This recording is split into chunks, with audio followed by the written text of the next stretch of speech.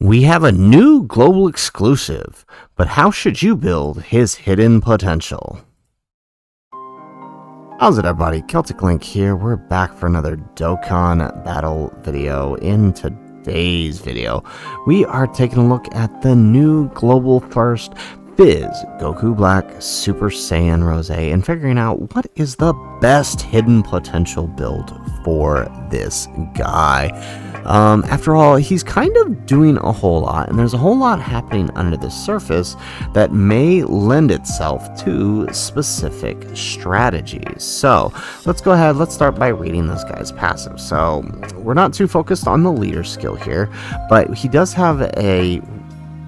raise attack and defense for the turn with each super attack. And now the thing about this guy is he can perform a bunch of attacks in a turn, and we're going to see why that's important here in a second. So when we look at his passive, we've got key 2 attack defense 200%.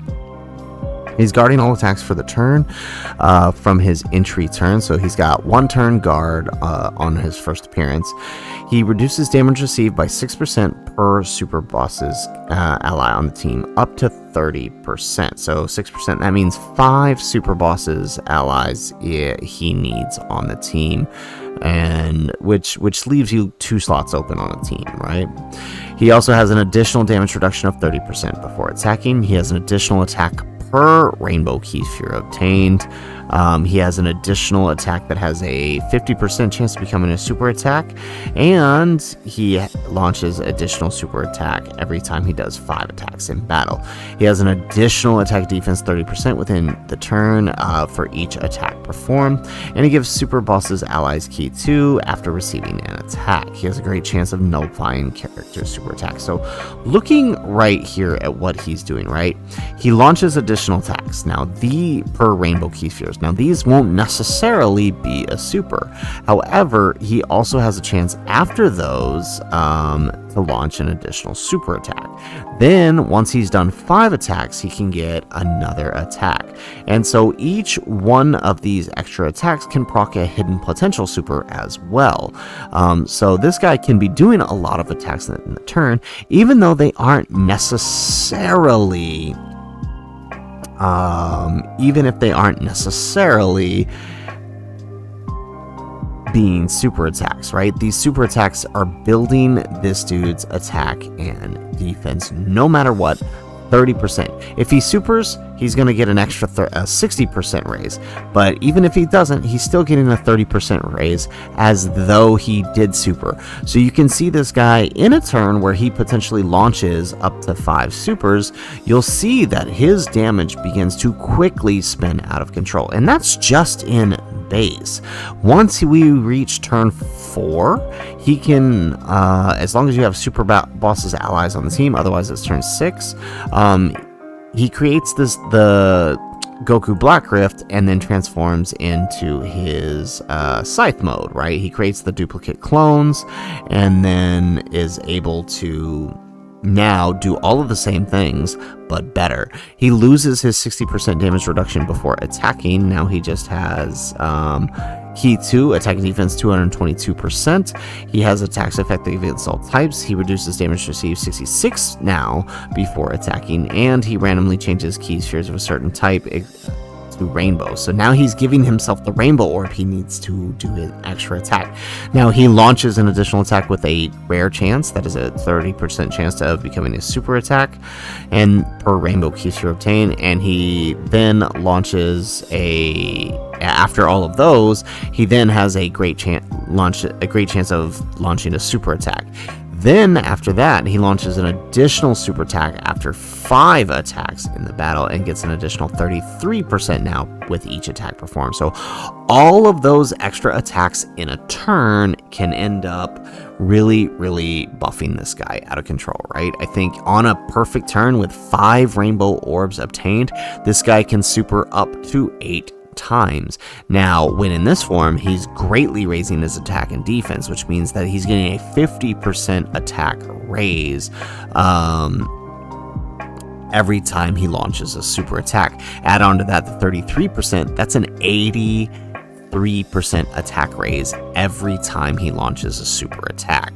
So while his first stat may appear appear as though it's not doing a whole lot, he then quickly spins out of control as he begins to approach that 5 attacks. And once you launch the 5th attack from the Rainbow Key Sphere, right, you now have a 70% chance to launch a super attack.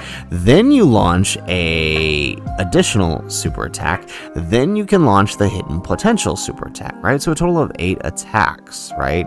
Now, knowing that, I'm going to go ahead and say, just kind of looking at what all he's doing, you may want to prioritize critical hit on this guy because of all the attacks he's doing. You want those attacks to be hitting as hard as they can, right? Because he doesn't have effective against all types. He doesn't have any critical hit, or he does have effective against all types. However, you still want that critical hit out of him. So getting that, right, that little extra bit of damage on his attack is going to very much help him, because he's launching plenty of attacks already. So you could go critical hit and sub in the additional super attacks. Because of all the attacks he's doing and the way his attack and defense is raising per key sphere obtained, unless you're chucking him in slot 1 consistently, you probably don't need the dodge on him all too often. The additionals and the critical hit are going to fare much better for you in that regard. It's going to be much more beneficial to you to have that than it would be to have dodge. So just I'm thinking how to maximize his damage, right? And effective against all types allows you to hit through type disadvantage, right? However, having effective against all types isn't the same as a critical hit multiplier. So that's why I say, given the amount of additionals he's already doing, that little bit of crit may be helpful in certain instances. You could go full additionals, and I don't think that would be wrong. Those would be my 2 main ways to go about this.